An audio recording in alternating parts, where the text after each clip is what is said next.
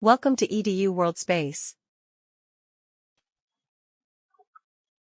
This question gives us a photo of a copper-containing mineral that contains a green and a blue compound. The green compound, malachite, has this chemical formula, and the blue compound, azurite, has this chemical formula. It first asks us in part A to determine the electron configuration of the copper ion in each mineral. So we'll start there with the malachite.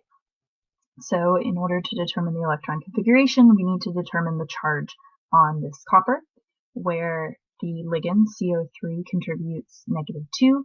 The OH is a -1 with 2 of them -2 for a total charge of -4 from the ligands. That means that because this is a neutral compound, our copper has to be a +4, and there's 2 of them, so each copper is a +2.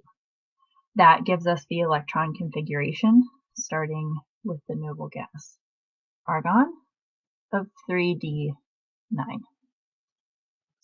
The azurite has the same ligands, so the CO3 again contributes -2, and there's 2 of them, so it's a -4, and then the OH is a -1, and there's 2 of them for a -2. So this all of the ligands contribute a -6 charge, which means the copper has to contribute a +6 charge. There's 3 of them, so each of them contribute a +2 charge, which is identical to the malachite, and so our electron configuration is exactly the same of Ar argon 3d9. Part B asks us, based on their colors, to determine which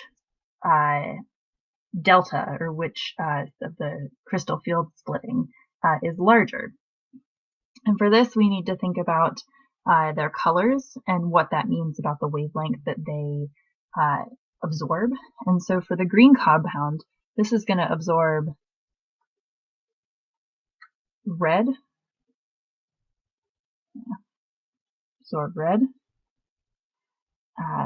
with a wavelength of 650 to 750 nanometers. The blue compound is going to absorb orange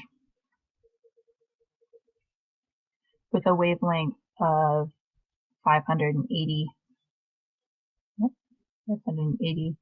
to 650 nanometers.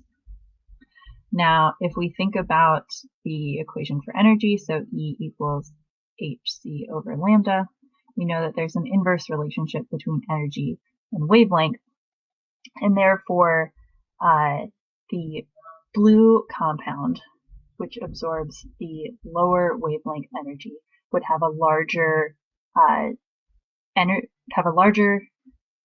delta based on this equation.